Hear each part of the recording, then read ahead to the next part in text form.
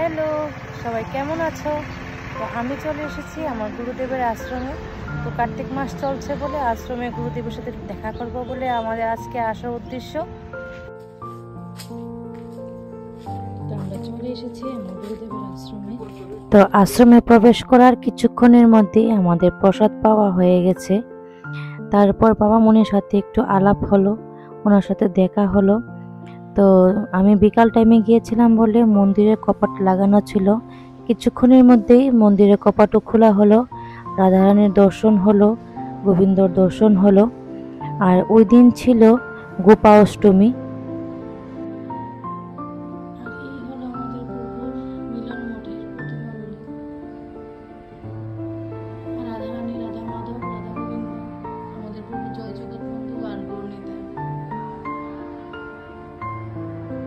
তো আজকের দিনটা ছিল গোপা অষ্টমী। গোপা অষ্টমীর তিথিতে রাধারানী রাধা মাধব কৃষ্ণের সাথে গোচরণে গিয়েছিলেন। তখনকার দিনে নারীদের তো গোচরণে যাওয়ার আজ্ঞা ছিল না। তো রাধারানী কাকাতো ভাই সুবলের ভেষে রাধারানী কৃষ্ণের সাথে গোচরণে গিয়েছিলেন বালক বেশে। তো ওই দিনটাতে রাধারানীর চরণ দর্শন হয়। এছাড়া বৃন্দাবন থেকে শুরু করে অন্য যে কোনো মন্দিরে রাধারানীর চরণ দর্শন হয় না। শুধু এই দিনটাতে, এই তিথিতেই রাধারানীর চরণ দর্শন করা যায়। তো আজকে আশ্রমে এসে আমিও আজকে রাধারানীর দুর্লভ চরণ দর্শন করতে পারলাম। তো এত ভালো লাগলো রাধারানীর চরণ দর্শন করে, সত্যি মনটা একদম পবিত্র হয়ে গেল।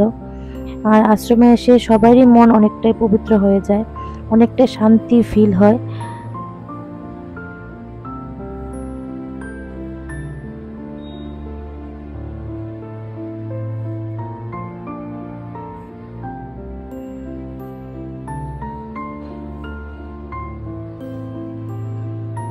রাধারানীর চরণ দর্শন করে আমি সত্যি খুব মুগ্ধ।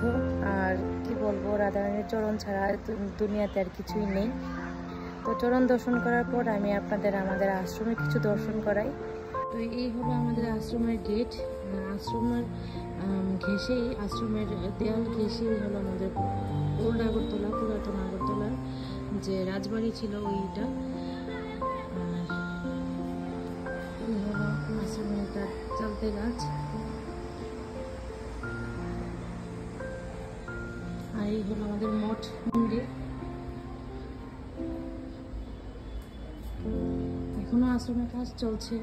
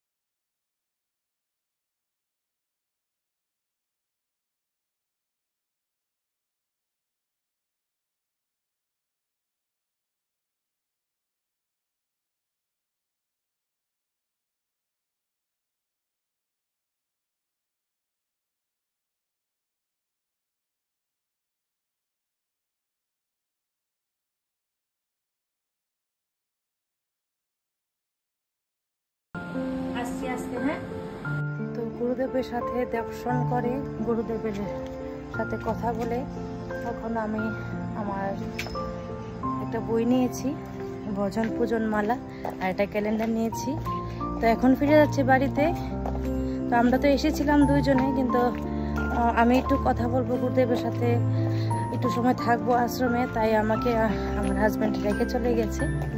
আর মেয়েকে আনেনি বলে ও বাড়িতে আগেই চলে গিয়েছে। তো তো আজকের ভিডিওটা আমি এখানেই রাখছি। সবাই ভালো থাকবেন, সুস্থ থাকবেন।